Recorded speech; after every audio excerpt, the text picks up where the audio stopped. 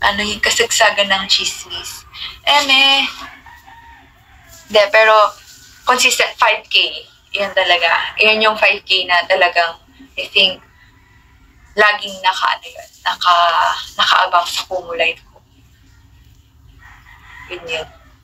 5K talaga. Yun na yung minimum na parang since na nag-start ako dito, nandun lagi. Hindi ko kilala kung sino, pero alam niyo na kung sino po kayo yung 5,000 na yun. So, happy, mas masaya if nadadagdagan. Kaya naging 7, 8, ganyan. Pero, ayun.